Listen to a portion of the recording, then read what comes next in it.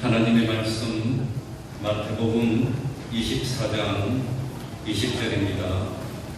마태복음 24장 20절입니다.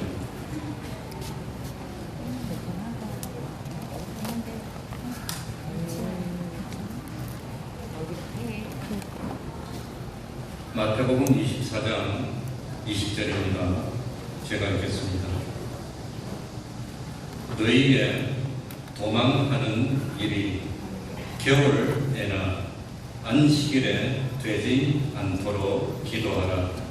이는 그때에 큰 환난이 있겠습니다. 창세로부터 지금까지 이런 환난이 없었고 후에도 없으리라.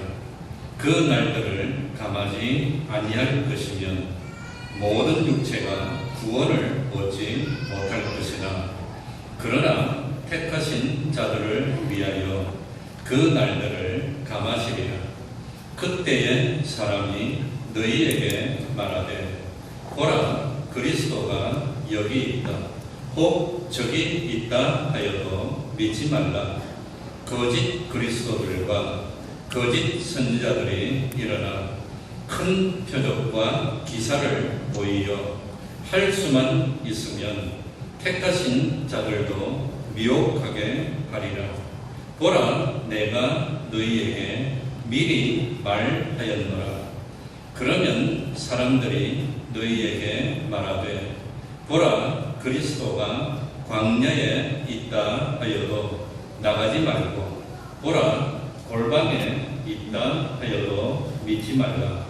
번개가 동에서 나서 서편까지 번쩍임 같이 인자의 임함도 그러하리라.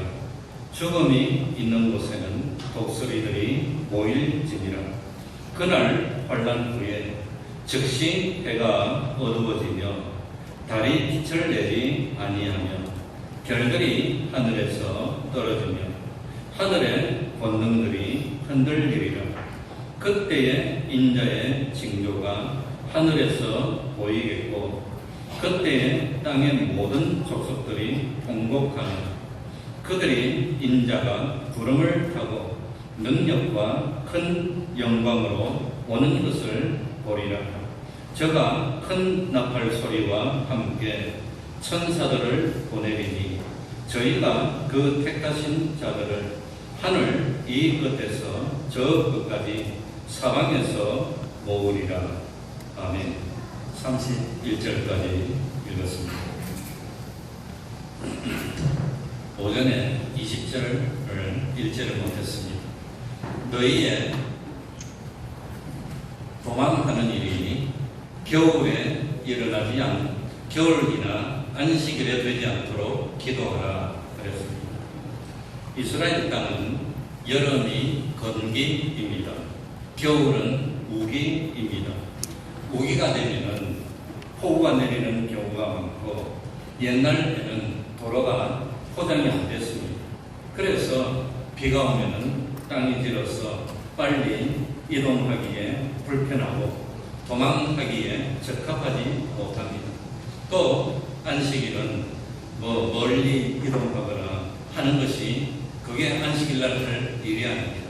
안식일은 하나님께 예배드리는 날입니다. 그러니까 도망하는 일이 겨울에나 안식일에 일어나지 않도록 기도하라고 하셨는데 사실은 여기 겨울에 도망하는 일이 일어나지 않도록 하는 것이 무슨 의미겠습니까? 추울 때 그럴 때 도망하면 안 되고 비 올 때 도망하기 힘드니까 안 되고 그런 말이 아닙니다.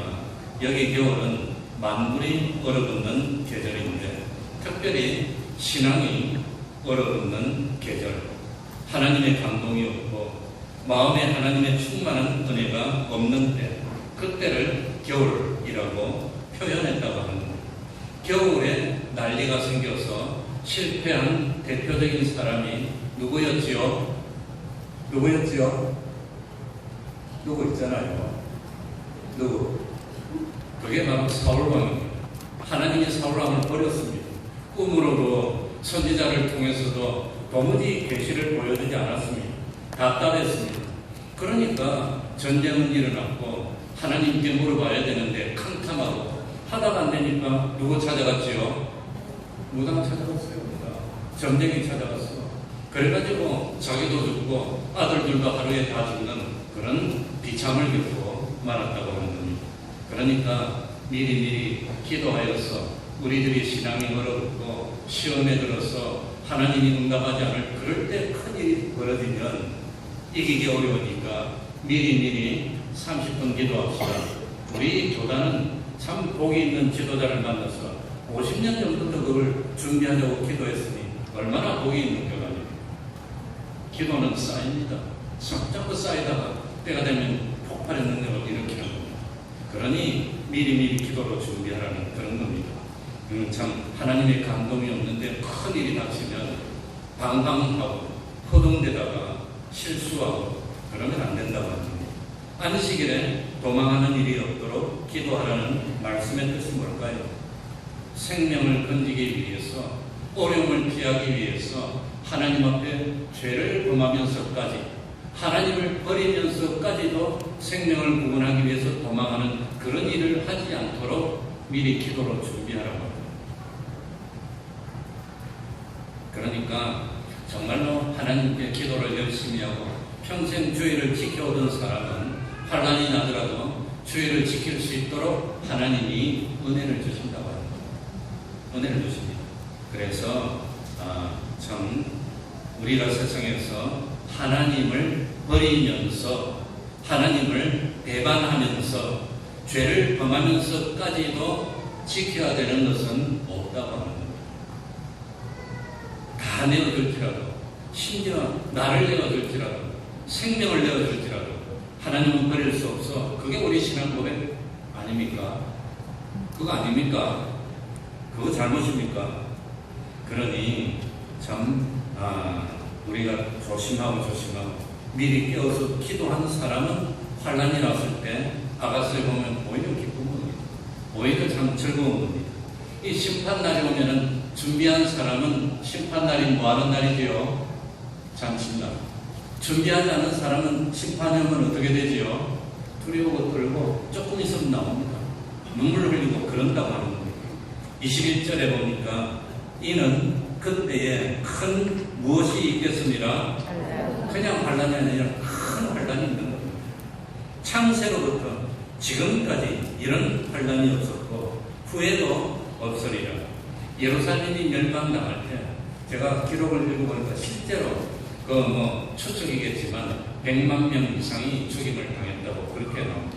어마어마하게 사람들이 참 환난을 당했습니다. 창세 이후로 이렇게 엄청난 살육이나 어마어마한 일을 본 적이 없는 그런 환난을 당했다고 하는데 앞으로 우주적인 환난이 올 때는 얼마나 큰 환난이 있을까? 그런데 이 환난은 특별히 우리 믿는 사람에게는 무엇이 환난이라고 그랬죠? 전쟁이 환난입니까? 기근이 환난입니까? 지진이 환난입니까? 뭐가 환난이지요? 주와 복음 때문에 라고 했기 때문에 믿음을 지키기 어려운 환난이라고 하는 겁니다. 믿음을 포기하면 어려움이 없어요. 믿음을 지키는데 어려우면 그 환난이 우리 환난이라고 하는 겁니다. 그러니까 이번에 참 코로나가 왔을 때 살짝 맛봤습니다. 나는 이런 세상이 우리라고 꿈에도 생각 못했는데 우리 예수 믿는 사람은 무슨 못된 짓을 했습니까? 강도짓을 했습니까? 음란한 일을 했습니까? 무슨 그런 일을 했습니까? 그런데 예배드렸다고 잡아가지고 그러니 이런 환난이 앞으로도 있지 않을까 준비해야 됩니다. 희한하게도 예배드릴 때 우리가 예배드립니다 이러고 단수 갔어요. 그러고 안에서 친구한다. 안에서 친구한다. 그러니 기도하는 사람에게는 환난이 아닙니다. 기도 안 하는 사람에게는 갑자기 어려움을 당하고 그러니 예수님도 십자가를 지기 전에 제자들 보고 깨어서 기도하면서 준비하라고 했어요. 그런데 12제자 중에 한 사람도 기도로 준비를 못했습니다. 다 도망갔어요. 다 도망갔어요.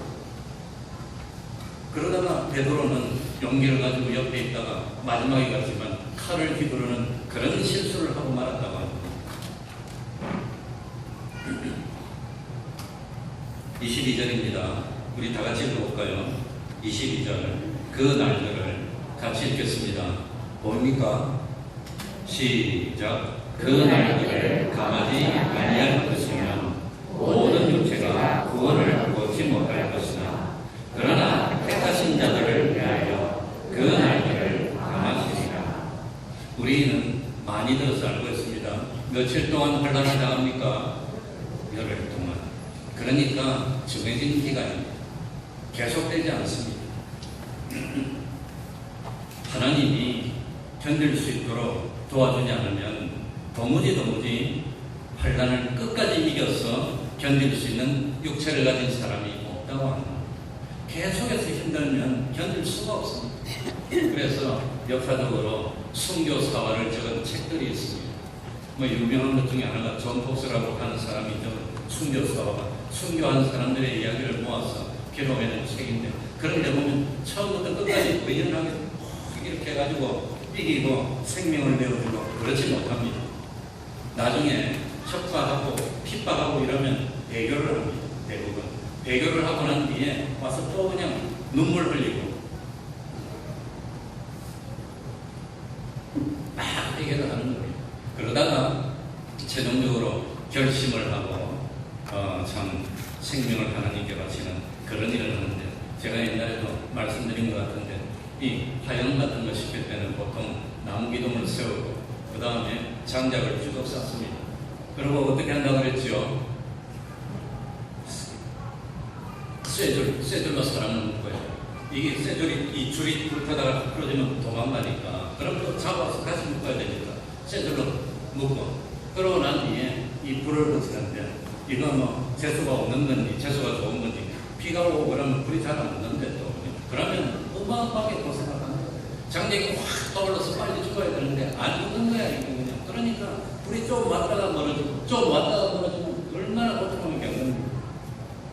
그러니까 순교하는 사람들 중에서도 참 와중에 좀 집안에 뭐 고위직이 있다든지 하면 순교하는 사람한테 뭘 선물한다고요? 뭐 선물한다고 그랬습니까? 화약 주머니. 확 가서 빨리 올라와서 죽으라고. 화약 주머니를 걸어주는 걸, 그걸 허용했다고 그래요. 책에 보면. 아무튼 그러니까 하나님이 그 날을 감해주지 않는다면 이길 수 있는 사람이 없습니다. 계속해서 핍박하고 어렵고 그러면 다 배교하게 되는, 인간은 그렇게 연약한 사람이라. 그러니 그리 되지 않도록 미리 기도하면은 성경에 보니까 이래 놨습니다. 사람이 감당할 시험 밖에는 너희에게 당한 것이 없나니 감당치 못할 시험 당함을 허락지 아니하시고 몰래사 하나님이 피할 길을 주십니다. 미리 기도로 준비한 사람에게는 이렇게 피할 길을 주시고, 그래서 내가 내사 능히 감당하게 하신다고 말씀했습니다. 그러니까 말세가 되었을 때 23절에 또다시 반복해서 강조한 게 뭐죠? 그때에 환란이 있고 어려움이 있을 때 사람들의 마음이 뒤숭뒤숭하고 불안에 쌓이고 어떻게 하나 이럴 때 그때에 사람이 너희에게 말하되 보라 그리스도가 여기 있다, 꼭 저기 있다 하여도 뭐하지 말라? 절대로 믿으면 안 됩니다. 그 이유가 뒤에 나오는데 말씀드리겠습니다. 그러니까 이런 뒤숭뒤숭할 때가 되면 이리 갈까 저리 갈까. 저는 특별히 기관지가 굉장히 약합니다. 그래서 이 환기시켜줘. 일반적으로 실내 공기가 깨끗할까요? 바깥의 공기가 깨끗할까요? 보편적으로 집안에보다 바깥의 공기가 한 10배 깨끗한데, 그래서 나는 이 뭡니까? 항상 들어가면 제일 먼저 환기시킵니다. 문 열어놓으면 이 사문교회 목사님하고 같은 방을 쓰는데 꼭 들어오면 제일 먼저 창문 닫아요. 이해를 못하겠어요. 그러니까 그냥 이 문 좀 열어놓으면 환기 좀 시키면 될 텐데 들어오면 싹 하고 그럼 나 같은 사람은 웅그려 입을 뒤집어서도 들어오거든요. 그럼 또 옷 하나 입어야 되거든요. 착 문 이해를 못하겠어요. 그러니까 그걸 조금 열어놓는다고 얼마나 그런다고 그걸 다 환기시키고 해야 되는데 그것도 환란이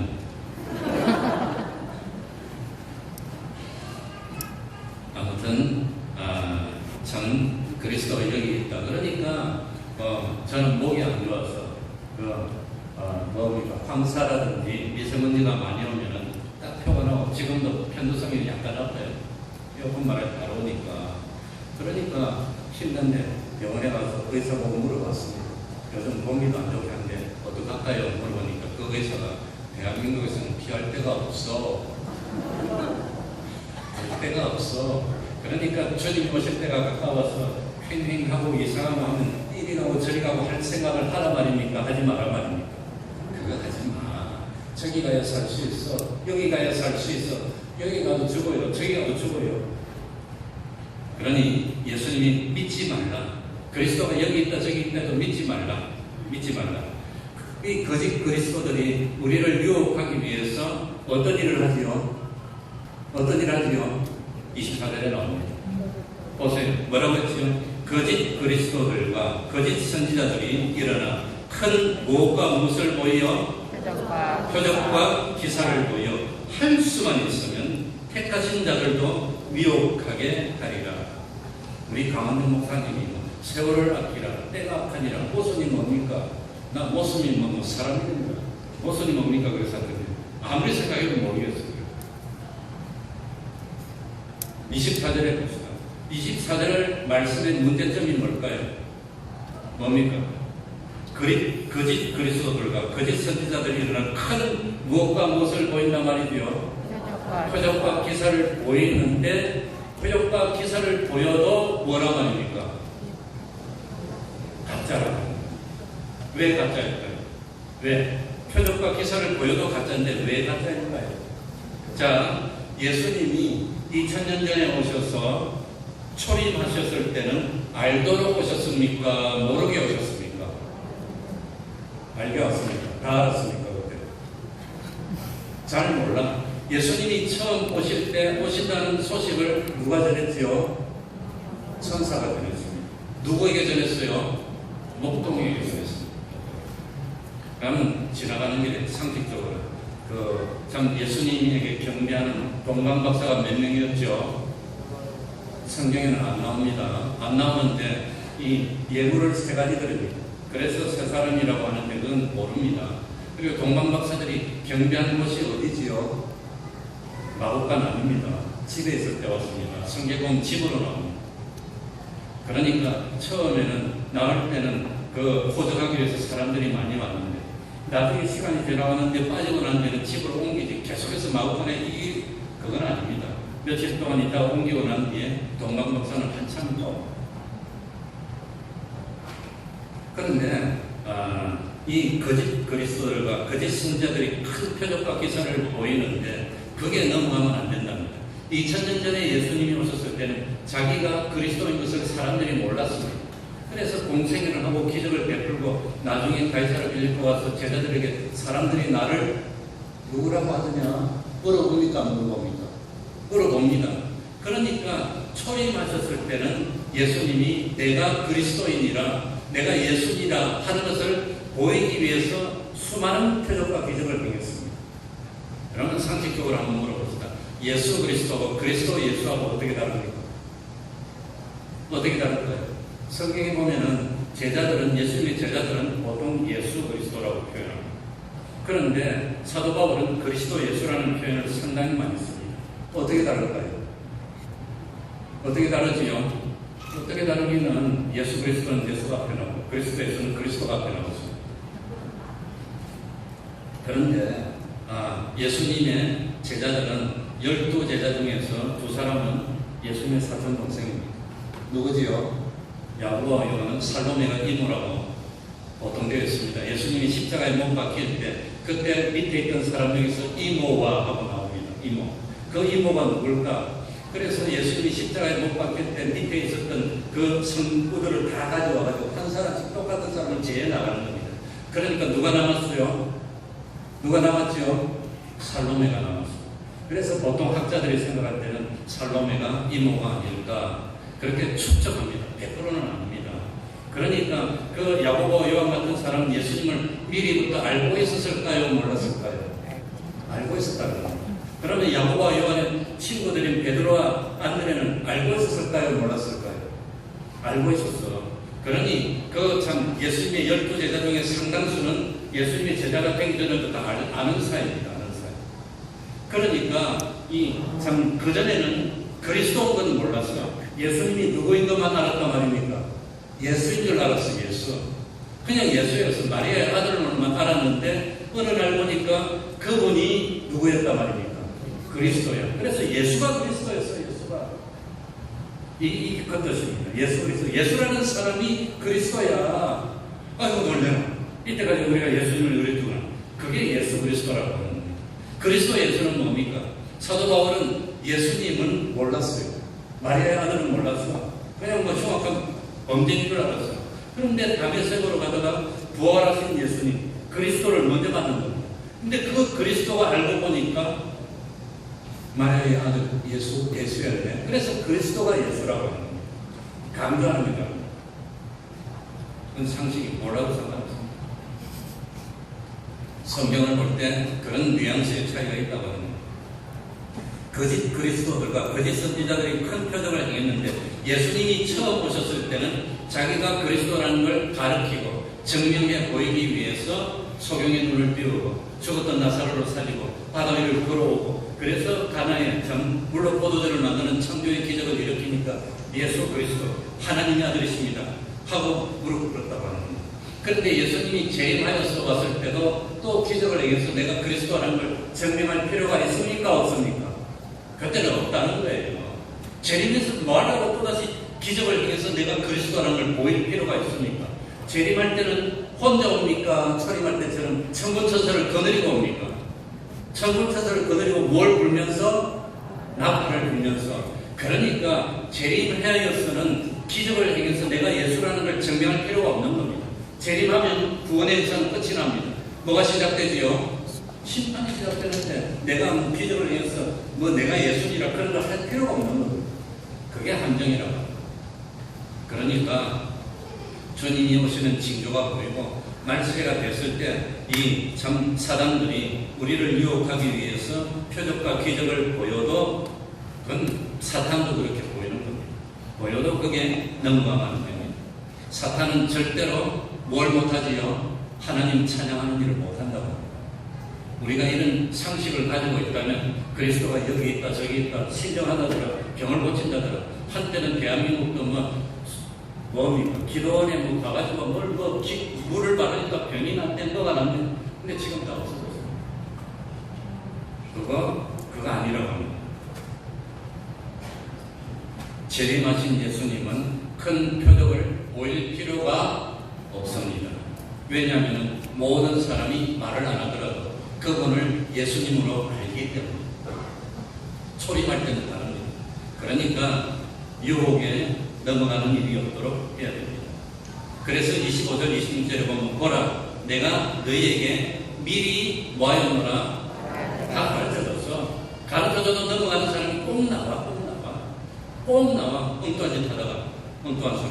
그러면 사람들이 너희에게 말하되 보라 그리스도가 광야에 있다 하여도 뭐하지 말고 광야가 뭡니까? 사람이 없는 것입니다. 그러니까 저 사람도 없는데 저 멀리는 그런데 거기 가야 살 수 있어. 그러니 예수님이 재림하면은 이 구원받은 사람을 따로 어떻게 하죠? 따로 모읍니다. 모을 텐데 그러니까 거기 가야지 광야 가지 말라는 거예요. 또 그리스도가 어디에 있다? 골방에 있다. 참 신령한 것인데 거기는 기도 잘 받고 기도도 잘 되는데 거기를 가야 되겠다. 그런 일 없어요. 그런 일 없어요. 골방은 뭡니까? 시내 한가운데인데도 숨겨진 그런 은밀한 장소가 있어. 거기 가면 구원받을 수 있어. 그런데 넘어가면 안 된다고 하는 거야. 나가지 말라. 보라 골방에 있다 해도 믿지 말라. 예수님이 이렇게 여러 번 말해줘도 정말로 그냥 이상하게 그냥 징조가 보이면 사람들이 대수비상하고 겁이 나니까 저기 가야 된다 저기 가야 된다. 그런 데 가지 말고 어디에 있으면 됩니까? 자기 있는 자리에서 신앙 지키고 있으면 되는 거예요.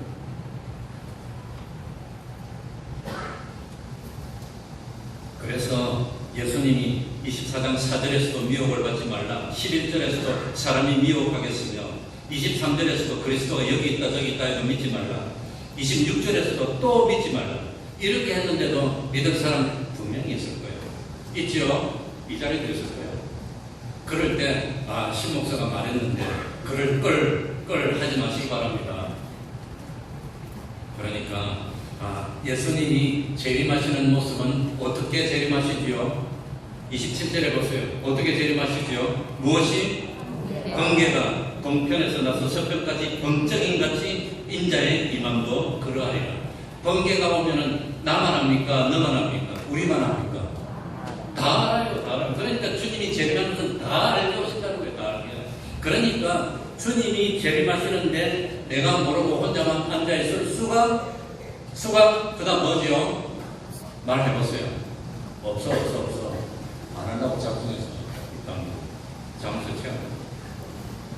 그러니까 주님이 오실 때는 번개가 번쩍이면 이 집이나 저 집이나 다 아는 거예요. 누가 말해줄 필요가 없어. 그리스도가 오셨다 그런 건 말해줄 필요가 없다는 거예요. 내가 모르고 있는데 주님이 오셨다고 하면 그건 뭐지요? 거짓말이야, 거짓말. 주님이 오시는 걸 내가 모를 수가 없어. 번개가 붕 하고 뻥 하는데 어떻게 모를 거예요? 주님이 오실 때 그렇게 다 아는데. 그러니까 주님이 오실 때는 천군 천사를 거느리고 영광 가운데 참 나팔을 불면서 오는데 어떻게 모릅니까? 다 알지. 그래서 죽음이 있는 곳에는 독수리가 모일지니라 그렇게 말했습니다. 그러니 죄가 있는 곳에는 심판이 있다는 것입니다. 우리가 아는 대로 아가서 4장 6절에 보면은 날이 기울고 그림자가 갈 때에 내가 모략산과 유향의 작은 산으로 가리라. 날이 기울고 그림자가 가는 그런 시대가 온다고 하는 겁니다. 우리는 알고 있습니다. 날이 기울면 어둑어둑해집니다. 어둑어둑해지면 이게 그림자가 희미해지고 캄캄해지다가 싹 어두워져서 캄캄해집니다. 해가 기울여서 넘어가면은 이게 또 양진지 엄지지 구별이 못하는 것처럼 이게 죄인가 아닌가? 이게 은가 아닌가? 이게 참 바른 것인가 아닌가? 그 구별이 못하는 시대가 옵니다. 그럴 때 어떤 사람의 사람 되지 마시기 바랍니다. 그래서 저는 목회 나왔더니 참 어릴 때 제가 서울교회 안에 살았는데 안에 살다가 이제 바깥에 나왔는데 안에 살 때부터 친하게 지내던 어른들이 있었어요. 그 어른들은 목사님 찾아갔더니 신목사 니는 목회 나왔나? 네 그랬더니 작으면서 돈이나 많이 벌지 말로 나왔노? 그러더라고요. 그러면서 두 가지 조심해라. 두 가지 조심. 뭐 조심? 사람 조심해라. 사람이 되지 마라. 하나님의 사람이 되라. 네, 믿을 수가 없어요. 그러니까 어떤 경우에도 사람이 되지 말고 누가 저리 가니까 나도 따라가고 누가 저리 가니까 나도 따라가고 그런 거 하지 마시기 바랍니다. 뭘 따라가요? 진리만 따라가면 됩니다. 영감만 따라가면 되는 것이지 누가 가니까 나는 누구의 사람이니까 나는 어디의 사람이니까 그런 거 하지 말라고 합니다. 그거 하지 말라. 두 번째는 말 못하게 두 가지 조심해야 돼요. 두 번째가 뭘까요? 뭐 조심하라? 여자 조심.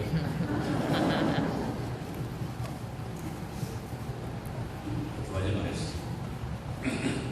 요한계시록 9장에도 보면은 그 무저갱의 구멍에서 연기가 모락모락 올라와서 뭘 가린다고 그럽니까? 해를 가리고 공기를 가리고 어두워진다고 그랬습니다. 무저갱은 누가 갇혀있는 것이지요? 사탄이 막 갇혀있는 것이죠. 사탄이 있는 불 속에서 나오는 연기가 뭘 뜻하겠습니까? 인간의 마음속에서 나는 음흉한 욕심들이 나오는 겁니다. 사람이 뭐 때문에 죄를 짓느냐? 욕심 때문에 죄를 짓습니다. 욕심이 문제입니다. 그러니까 이 참 무저갱에서 연기가 그냥 악한 마음에서 나오는 인간의 끝없는 욕심들이 뽀글뽀글 나오는 겁니다. 그래가지고 악한 생각들, 악한 사상들 그런 것들이 세상을 가득 채워서 지금 세상이 얼마나 악한 세상이 되고 음란한 세상이 되는지 말로 표현할 수가 없어. 눈 뜨고 볼 수가 없어요. 얼마나 악한 세상이 됐는지 하나만 말해줄까요? 중학생들이 교복 입고 길거리에서 딱 담배 피워요. 거룩한 노인이 비틀비틀하고 보니까 날 따고 그 노인이 저예요. 내가 따고 있고 옆에서 치고 쳤더라고. 그러고 딱 이러고 쳐다보더라고. 아이씨, 한 대 맞으면 죽을 것 같아서. 그전에 그랬어요. 못 고치고. 안 되겠더라고, 이제. 내가 이렇게 비급해야 되나. 그래가지고 이제 딱 이 교복 입은 채로 딱 이렇게 핸드폰 그래서 딱 촬영했지, 내가 그냥. 딱 촬영했더니 여학생이 그러고 있어. 딱 촬영했더니 똑똑한 여학생이 나보고 이거 보세요, 아저씨, 할아버지. 소상권 침해예요 이러더라고요. 그랬더니 그대로 다 찍어서 소상권 신고해라. 그거 보는 데서 112를 전화했어요. 그러면 애들이 끄떡도 안 해요. 그래서 보는 데서 학교로 전화했지. 학생들로 딱 전화해서 여기 어딘데 그 학생들 요 아들들 지금 담배 피고 있는데 사진 중이라 그래가지고 완전 살짝 도망가요. 그래서 그 학생 중인 보고 아이들 가르치라. 너희들 안 가르치면 내가 이 집에서 다 올린다 내가 이거. 그러니까 선생님이 하는 말이 제발 경찰에 신고하고 학교로 연락하지 말아주세요. 이러고 앉았더라고요. 그래서 내가 그랬어요. 경찰에 신고해봐야 112 신고하면 사이렌 타고 뺑뺑뺑 다 도망가고 아무도 없으면 경찰서 오는데 그러고 가면 끝나는데 내가 뭐 때문에 경찰에 신고해 학교에다 연락하지. 그러고 내가 다 녹음하고 있어요 내 선생님들. 이랬더니 그냥 그 다음부터 아이들이 아무도 안 하더라고요. 그리고는 근처에 오는 학생한테 핸드폰만 지르면 또 어디까지 오라고.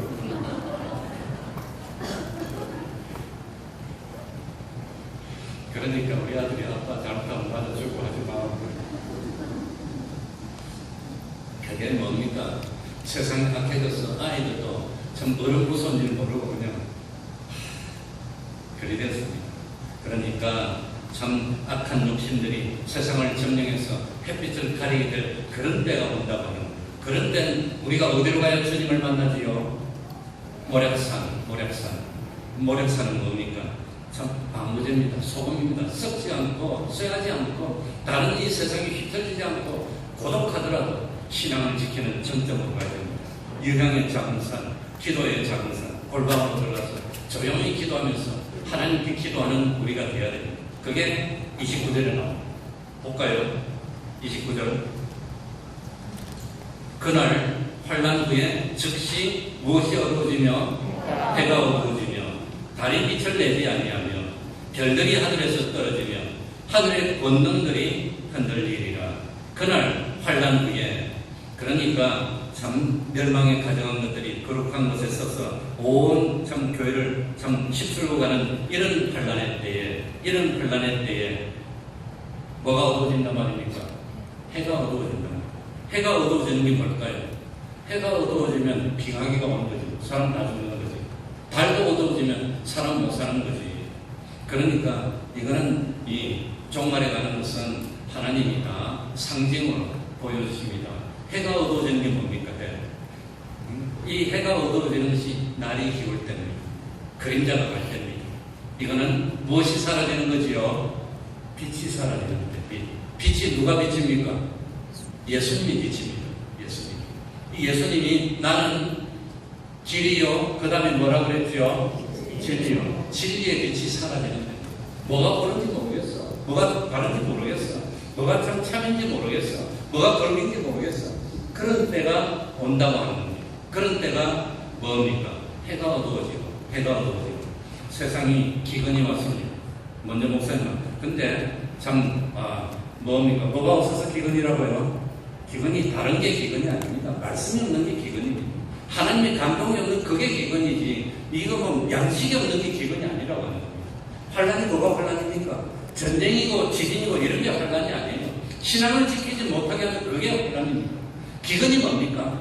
여기 가도 말은 그럴듯한데 십자가 말은 없어. 십자가 지자면 다 싫어요. 하나님께 충성합시다 하면 다 싫어요. 자기를 부인합시다 그러면 다 도망가. 아무도 없어. 사랑합시다. 서로 위합시다. 도웁시다. 그런 거 하면 좋아하겠지만 그건 하나님의 사랑이 아니야. 하와가 참 아담에게 사랑과 먹으라고 준 그 사랑이지. 주님이 오실 때가 되면 하나님의 사랑은 없어진다고 했어요. 그러니 주님이 오실 때가 가까워지면은 말씀이 없어집니다. 정말 말 잘하는 사람만도 진실로 하나님의 말씀을 그대로 전하는 건 없어집니다. 설교는 강도입니다. 강도. 말씀을 풀어서 이해시키는 게 그게 설교지. 그거 설교지. 그러니 참 주님의 말씀대로 세상에 믿음이 없어지고 외식된 믿음, 거짓된 믿음이 대세를 이루는 그럴 때에 인본주의 신앙, 물질주의 신앙이 참 이 하나님 하늘나라를 소망하는 그런 것을 다 가리고 없어지는 그런 때가 해가 어두워질 때입니다. 달이 빛을 내지 아니하면 달은 뭐지요? 달은 무엇을 받아서 비추지요? 햇빛을 받아서 비추는 게 달이라고 하는 거예요. 그러니까 이 달은 뭐냐? 이 달은 교회를 말하는, 교회가 진리의 빛을 내지 못하는 때가 달이 어두워지는, 교회가 교회의 역할을 못하는 거예요. 교회인지 세상인지 모르겠어요. 이건. 교회가 세상하고 똑같아졌어. 그게 뭡니까? 달이 빛을 내지 아니하는 그런 때라고 하는 거예요.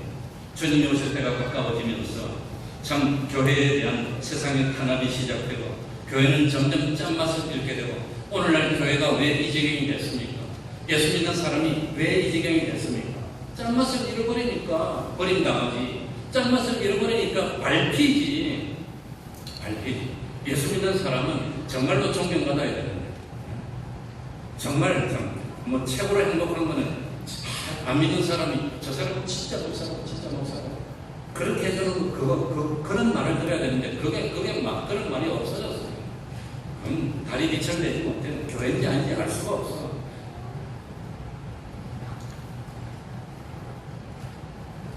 교회는 복음 전하는 일만 해야 돼요. 다른 거 하는 거 아닙니다. 교회는 바자회 하는 것도 아니에요. 교회는 뭐 카페 열어서 하는 그런 데가 아니라고 하는 거예요. 교회는 오로지 하나님의 말씀을 전하는 그런 역할만 하는 것이 교회입니다. 그런데 참 주님 오실 때가 가까워지면 교회가 교회의 역할을 못해요. 교회인지 세상인지 알 수가 없어. 그러니 교회는 말씀 운동을 일으켜야 됩니다. 구원 운동을 일으켜야 됩니다. 회개 운동을 일으켜야 됩니다. 자기를 부인하는 운동을 일으키고 십자가 운동을 일으켜야 되는데, 무상한이라는 삶을 삶으로 만드는 그게 그거 좋은 것이 좋으니까, 그러다 보니까 교회가 욕을 먹게 됐습니다. 별들이 하늘에서 떨어지며, 별은 뭐죠?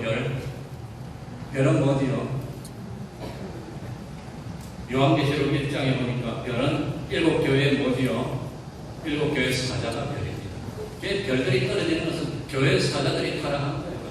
교회 사자들이 다 떨어지는 거예요.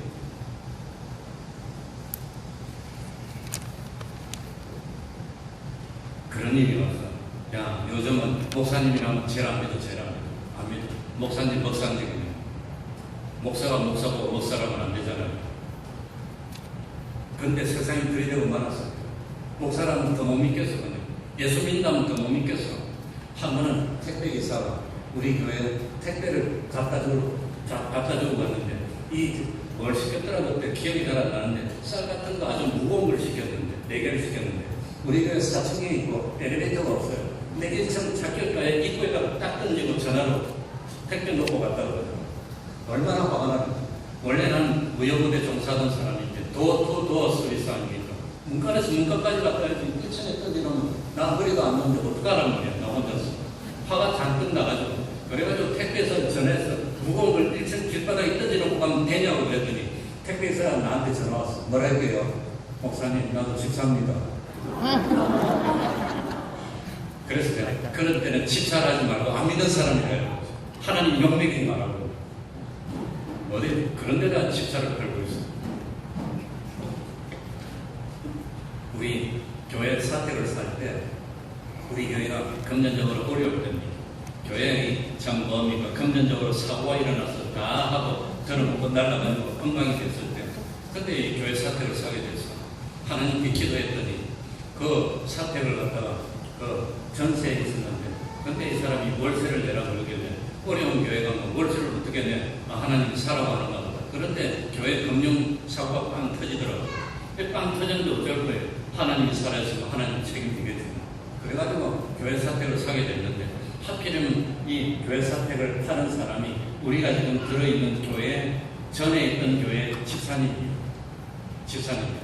그래가지고 집이 좋길래 싸게 이제 했는데, 보니까 건대당이 한 1,200만 원 잡혀있어.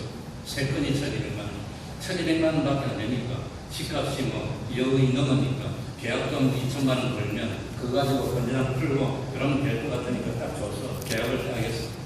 그런데 계약을 딱 하고 나니까 건대당에 한 4천만 원 딱 들어오더라고. 짭니까? 그러니까 부동산 한 사람이 계속 진행하겠습니까? 그만두겠습니까? 그런데 참 어려울 때 마련해가고 했는데 어떻게 그만둡니까? 기도하고 계속 해보지요. 이랬더니 마지막에 잔금 치를 때 이 잔금 중에서 이 뭡니까? 건전한 그런 걸 떼서 막 그 다음만 주고 이렇게 해야 되는데, 이 집주인이 따보더니까 목사님 살려주세요, 가주세요 이러더라고요. 아, 목사라고 하는 거 어때요? 내가 안 주지, 다 줬지 그냥. 다 줬지. 그러고 난 뒤에 몸무게 5kg 받았어요. 자면. 그런데 아무튼 참 그럴 때 집사님 써먹고 목사님 부르더라고요. 목사는 목사님만 꼼짝도 못해요. 꼼짝도 못해요. 당하는 거야. 그냥. 그게 목사라 하든 말든 목사라 되든 말든 그냥 탁 물리쳐야 되는데 내가 그걸 못했어. 그래가지고 하나님이 결국은 손해는 안 보고 이 다 해주긴 해주셨지만 아무튼 그렇게 하면 안 됩니다. 예수 믿는 사람은 하나님께 참 욕먹이는 그런 행동하면 안 됩니다. 그러니까 참 주님이 오실 때가 되면 해도 어두워지고 달도 어두워지고 별들이 하늘에서 떨어지고 그 다음에 하늘에 권능들이 흔들리리라. 하늘에 권능들이 흔들린다는 것은 세상에 견고하고 큰 세력들이 그냥 왔다 갔다 하고 엉망이 되어서 참 어려움을 당하는 그런 때. 그런데 어떤 일이 일어납니까? 30절을 보시기 바랍니다. 그때에 다 같이 읽어보겠습니다. 시작. 그때에 인자의 징조가 하늘에서 보이겠고 그때에 땅의 모든 족속들이 통곡하며 그들이 인자가 구름을 타고 능력과 큰 영광으로 오는 것을 마지막에 뭐라 해놨지요? 보리라. 무지무지 중요한 말입니다. 어떻게 한다고요? 보게 된다는 거예요. 그러니까 그때는 환난 후에 해가 어두워질 때 달이 빛을 내지 않을 때 별들이 하늘에서 떨어질 때 하늘의 권능들이 흔들리는 난리와 난리의 소문이 일어날 그때 보니까 하늘에 보니까 뭐가 보여요? 인자의 징조가 보여요. 인자의 징조가 뭐냐면 주님이 구름 타고 오시는 그런 징조가 보인다고 합니다. 그것이 구체적으로 어떤 것인지 알 수가 없습니다. 다만 인자의 징조가 보인다고 했기 때문에 예수 믿는 사람이나 예수 안 믿는 사람이나 신앙이 좋은 사람이나 신앙이 좋지 못한 사람이나 어떤 삶을 막론하고 딱 보면은 주님이 오시는가 보다 하고 느낄 수 있다고 합니다. 다 알 수 있는 그런 징조가 보인다고 합니다. 그러니까 그런 징조가 어디에 보인단 말이죠? 하늘에 보인다고. 그래서 찬송가도 하늘에 이상한 구름만 떠도 내 주님 오시려다. 그렇게 이제 그게 거기서 나오는 겁니다. 그러니까 참 예수님이 재림하신다는 사실을 깨닫게 되는 그런 징조가 나타날 때 어떤 일이 일어납니까? 30절에 보니까 그때 땅의 모든 족속들이 뭐하며? 통곡하는 일이 있을 거라고. 통곡하는 겁니다. 왜 통곡합니까? 왜? 이제는 안 믿는 사람도 다 알게 됐어. 정말로 예수님이 온다고 계속더니 예수님이 정말로 오는가 보다. 그걸 느끼게 되는 겁니다. 그걸 느끼게 되고 참 자기들이 받을 영원한 지옥의 형벌을 생각하면서 그때부터 통곡하기 시작합니다. 통곡하면 하나님이 받을까요? 안 받을까요? 그때서 믿겠다고 소용없어. 안 받아요. 그건 소용이 없어요. 그러니까 통곡하면서 우리 참 아들이 딸이 참 교회 가자고 할 때 그때 몸이 차고 갈걸 그래봐야 소용이 없다고 합니다. 그때는 통곡해도 소용이 없습니다. 이제 재림이 임박했고 심판이 임박했음을 느끼고 지금 믿겠다고 나서는 것은 그건 소용이 없다고 합니다.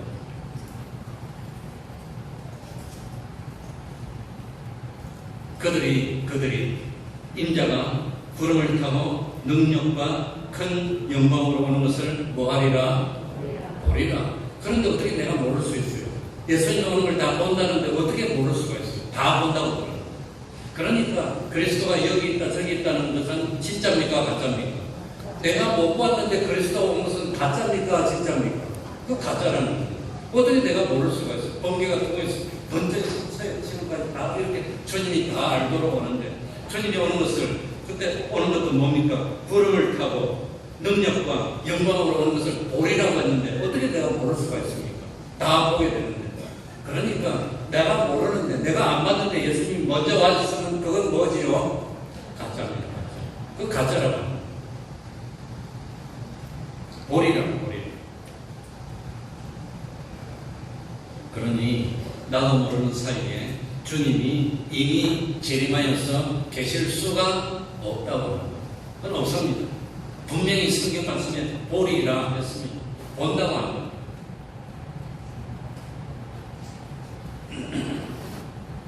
그러니까 그때가 언제인지는 모르지만 그런 징조가 나타나면은 안 믿는 사람도 다 알게 돼요. 안 믿는 사람이라 할지라도 본능적으로 야, 예수님이 정말로 계셨구나, 예수님이 오는구나, 그걸 다 느끼게 된다고 합니다. 그리고 심판을 느끼게 되고 후회하게 되고 통곡하게 되고 두려움에 떨게 되고. 우리는 뭐하지요? 그때 안 믿는 사람 두려움에 떨고 통곡할 때 우리는 뭐하지요? 원수의 목전에서 뭘 차려주리라? 잔치하는 겁니다. 우리는 춤을 추고 좋아하고 자기들은 통곡하고 갈라지게 되는 겁니다. 그때 되면 세상 바뀝니다. 그때까지 견디는 사람이 되어야 됩니다. 그때까지. 그러니 제발 말세에 그리스도가 여기 있다 저기 있다 이리 가야 삽니다 저리 가야 삽니다. 우리 대한민국도 옛날에 그런 일이 있었습니다. 저 어떤 산에 가야 삽니다. 그래서 뭐 흰옷 입고 와서 뭐 기다리고 하는 그런 역사가 있습니다. 그런 거 하지 마시기 바랍니다. 그거 할 필요가 없습니다. 저기 가야 구원받는 것이 아니라 구원은 무엇으로 받는 거지요? 믿음으로 받죠. 무엇으로요? 그 믿었으면 받는 것이고 안 믿었으면 못 받는 거지. 뭐 여기 간다고 못 받고 저기 간다고 못 받고 그런 거 없다고 하는 겁니다. 그러니 속지 말라. 그리고 말세의 징조 중에 아주 중요한, 정말로 중요한 게 31절이에요. 31절 다 같이 읽어봅시다. 다 같이 읽습니다. 시작. 저가 큰 나팔 소리와 함께 천사들을 보내리니 저희가 그 택하신 자들을 하늘 이 끝에서 저 끝까지 사방에서 모으리라. 그러니까 심판 때 택자들이 흩어져 있습니까? 모읍니까? 모으는 일이 있습니다. 진짜. 그러니까 모으는 일이 있는데 사람들이 가라 한다고 따라가면 안 됩니다. 심판할 때 우리를 모으는데 우리 주님이 누구를 보내요? 31절에 보니까 누구를 보내리니? 천사를 보내는 겁니다. 천사를. 그러니까 주님이 오시는 것을 예비해서 회개합시다. 미리 예수 믿읍시다. 준비합시다. 외치는 것은 누가 하지요? 사람이 하는 겁니다. 하나님의 사람들이 하는 겁니다. 주님이 이미 오셨어. 주님이 오시고 난 뒤에는 주님이 오셨습니다. 누가 전하는 거지요? 천사가 전하는 거예요. 천사. 그거 혼돈하면 안 되는 거예요. 그러니까 사람들이 나서서 예수님이 저기 있네요. 야, 집에 가다 욕받다. 보내야 돼요. 그런 거 믿으면 안 되는 겁니다. 예수님이 재림하시고 난 뒤에 심판에 관한 일은 전부 다 누구를 시키지요? 천사를 시키는 거예요. 천사를. 성령이 여기 나와 있는데 왜 사람들의 말을 들어요? 왜 그게 갖고 혼돈이 될 수가 있습니까? 여기 가르쳐 줬는데. 그러니까 심판에 관한 일은 사람이 관여하지 않습니다. 심판에 관한 일은 하나님이 누구를 시킨다고요? 천사를 시켜요. 재림의 소식을 누가 전해줘요? 천사가. 우리를 택한 사람을 따라 모을 때 누가 모으지요? 천사를 동원해서 모으는 거지. 사람을 시켜서 모으는 것이 아니라고 합니다. 그러니까 예비하는 일, 준비하는 일, 주님이 오시기 전에 십자가 운동을 일으키는 것은 그건 누가 합니까? 하나님의 사람들이 십자가를 지고 피를 흘리는 사람들이. 그러나 주님이 오시고 난 뒤에부터는 사람이 그런 거 하지 않습니다. 사람이 그런 거 전하는 거 아닙니다. 누가 전합니까? 천사가 한다는 그걸. 그래서 여기 분명히 배웠습니다. 우리는 저가 큰 나팔 소리와 함께. 하나님이 얼마나 우리를 배려합니까? 혹시 나는 눈이 안 보여요. 신목사같이 TV에가지고 잘 못 봐. 주님이 오는 건 눈이 있어서 안 보여. 그런 사람은 안 봐도 돼. 뭘 들을 수 있어요? 나팔 소리. 누가 봅니까? 사람이 봅니까? 천사가 봅니까? 천사가 불러요. 천사가. 저가 큰 나팔 소리와 함께 천사를 보내리니 택하신 자들을 하늘 이 끝에서 저 끝까지 사방에서 모으리라. 그러니까 우리는 배웠으니까 혼돈하지 마시기 바랍니다. 사람의 유혹받지 마시기 바랍니다. 그런 사람이면 성경 보여주세요. 천사를 보낸다고 했는데 당신이 천사냐고 물어보시면 됩니다.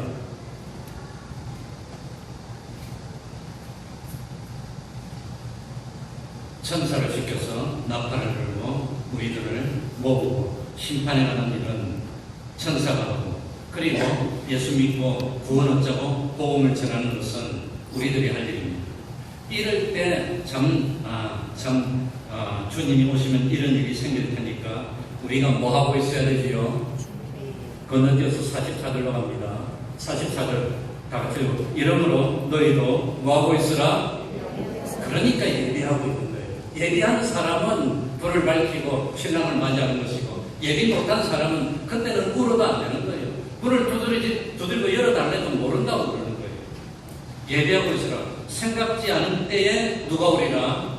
인자. 설마 오겠어? 애들도 어린데 돈도 벌어야 되는데 설마 오겠어? 설마가 사람 같네. 난 대한민국이 좋은 게 이래서 좋아. 어떻게 속담이 성경하고 똑같이 떨어지는지 모르겠어요. 이래서 좋아요. 사람 잡아준다. 설마 오겠어? 오겠어? 하고 와버립니다. 그러니까 우리는 뭐하고 있어야 되지요? 예비하고 있어라. 예비하고 있어라. 설교론 5처녀는 뭐하고 있었지요? 준비하고 있었어. 평상시에 기름 준비하고 있었어. 환란이 심하니까 설교론 5처녀도 어리석은달처럼도 다 졸았어요. 다 힘들어. 너만 힘들고 나는 힘 안 힘들고 그런 거 다 힘든데, 그런데도 설교론 사람은 준비했기 때문에 물론 일어서서 불을 밝혔지만, 예배하지 않는 사람은 그때서 준비는 그거 안 된다는 거예요. 그때서 준비하는 건 안 되는 겁니다. 그러니까 우리들이 세상 살기에 사는 재미에 푹 빠져 있을 때, 정말 참 상상도 못할 그런 때에 주님이 오실 수가 있습니다. 그러나 눈이 밝은 사람은 미리 징조로 또 보여주고 또 보여주고 또 보여주는데, 그런데도 몰라? 또 보여주고 또 몰라? 그러니 참 이 세상에서 최고로 중요한 일이 뭐지요? 뭘 예비하는 거? 주님의 재림에 대비해서 예비하는, 그것보다 중요한 일이 없어. 내일 일은 알지 못하는 겁니다. 내일은 나이가 속한 나이 아닙니다. 저는 실제로 그런 일을 겪었습니다. 참 친한 친구인데 빠이빠이 하고 갔는데 팍! 교통사고를 죽더라고요. 우리 아들도 언젠가 보더니 그 이야기 하더라고요. 저녁에 만나서 친구하고 헤어졌는데 집에 가다가 교통사고를 죽었어요. 언제나 내 끝이 될지 모릅니다. 그러니 이 세상에서 주님의 재림에 대비하는 그것보다도 급하고 중요한 일이 있습니까? 없습니까? 우리가 예를 들어서 생각해 봅시다. 만약에 내 인생이 석 달 남았다면 뭐하고 살 겁니까? 석 달 남았다면 뭐 할 겁니까? 여기 뭐 할 거예요?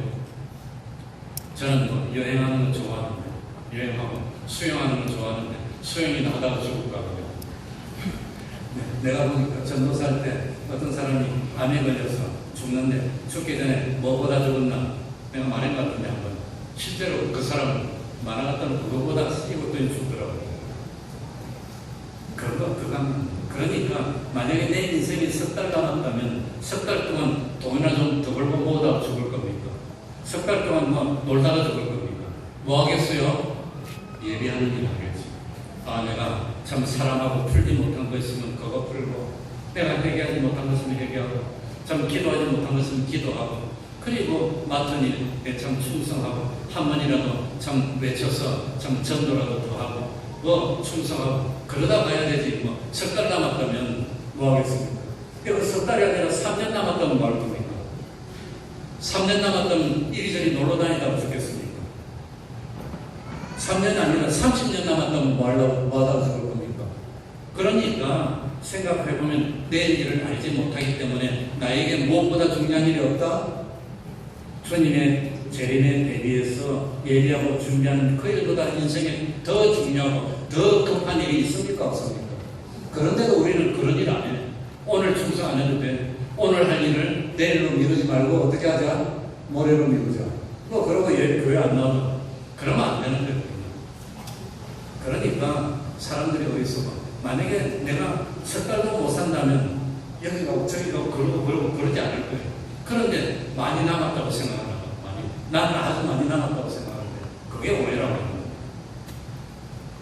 그러니까 예비하는 일 중에서 최고로 중요한 일이 뭐지요?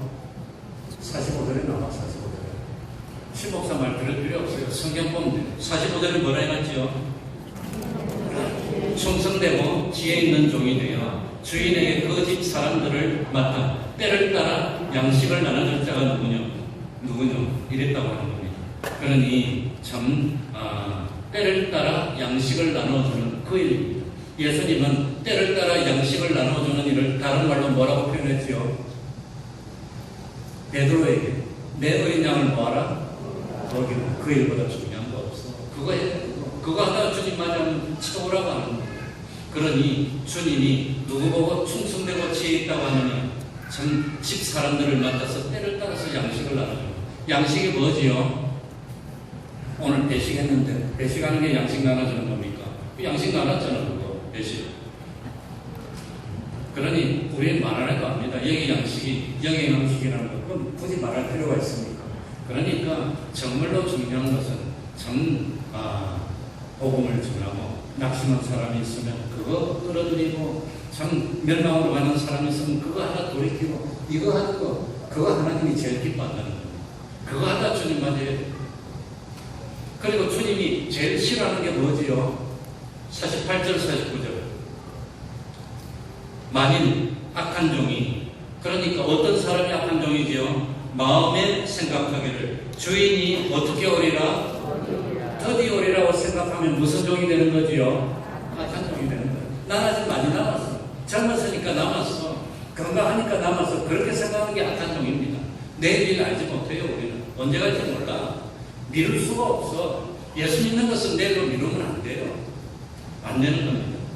그리고 두 번째 악한 종은 뭐죠? 동무들을 모하며 때리며 술 친구들로 더불어 먹고 마시는 이게 우리 주님이 제일 싫어하는 일이라고 하는 거예요. 주님이 좋아하는 일, 어린 양을 먹이는 거예요. 주님이 싫어하는 일 뭐지요? 주님 올 때 멀었어. 난 나중에 믿어도 돼. 지금 뭐 돈이나 좀 벌어놓고 뭐 다른 거 해놓고 그거 안 된다고 하는 거예요. 그거 안 됩니다. 그러니까 동무들을 때리는 것은 뭡니까? 양식을 나누는 건 반대입니다. 하나님이 우리 주님 말씀하셨죠. 실족게 하는 일이 없을 수는 뭐하시었으나 없지만 실족게 하는 일이 있다고 하는 겁니다. 있더라도 나는 그 일 하지 말래. 실족게 하는 자에게는 뭐가 있어 그러다? 화가 있어. 그러니까 나는 하지 마. 나는 하지 마. 실족게 하는 일이 있어. 우리는 어떤 경우에도 실족게 하는 일을 하면 안 됩니다. 반대로 실족한 사람을 뭐 하는 일을 해야 돼요? 세워주는 일, 붙들어주는 일, 양식을 나눠주는 일. 하나님이 그걸 최고로 기뻐하는 겁니다. 사람의 가치는 뭘 보면 알지요? 사람의 가치는 뭐고? 물건의 가치는 뭐 보면 합니까? 예? 뭐 보면 알지요? 그거 얼마짜리냐? 요 우리 목사님 이거 하나 사왔는 거예요. 싼 거 사갈 때는 78만 원짜리 샀고 이거 가치가 얼마입니까? 78만 원, 78만 원. 그러면은 우리 예수 믿는 사람의 가치는 얼마짜리지요? 얼마짜리지요? 주님이 나를 구원하기 위해서 뭘 줬어요? 자기 생명을 줬어. 자기 목숨을 줬어. 우리는 주님의 생명만큼 가치 있는 사람들입니다. 그런 가치 있는 사람 한 사람을 실족케 하면 우리 주님이 얼마나 섭섭하겠습니까? 내가 그거 하나 살리려고 하늘나라에 권능을 내어놓고 땅바닥에 와서 이렇게 참 채찍맞고 얼굴에 침뱉음을 당하면서도 참고 십자가에 매달려 죽으면서 던져놨는데 네가 그걸 실족케 시키느냐? 하나님이 그걸 제일 책임을 물을 겁니다. 그러니 우리는 그런 일 하면 안 됩니다. 어떤 일 해야 되지요? 때를 따라서 뭐 하는 일? 양식을 나눠주면 그 일을 합시다. 두 사람이 밭에 있어도 예비하고 준비한 사람은 데려감을 당하고 그렇지 못한 사람은 버려둠을 당하는 겁니다. 오늘이 마지막이라고 한다더라도 후회하지 않도록 깨워서 준비하고 예비하는 삶을 사는 우리가 됩시다. 그 준비 중에서 베드로서 보니까 거룩한 행실과 경건함으로 주님의 날을 뭐하라 그랬지요? 어떻게 사모합니까? 간절히 사모하는 겁니다. 정말 주님의 날을 간절히 사모하고 있습니까? 저는 참 예수 믿는다고 참 복장 터질 때도 많고 억울할 때도 많고 목회 나오기 전에는 신앙 정말 좋았어요.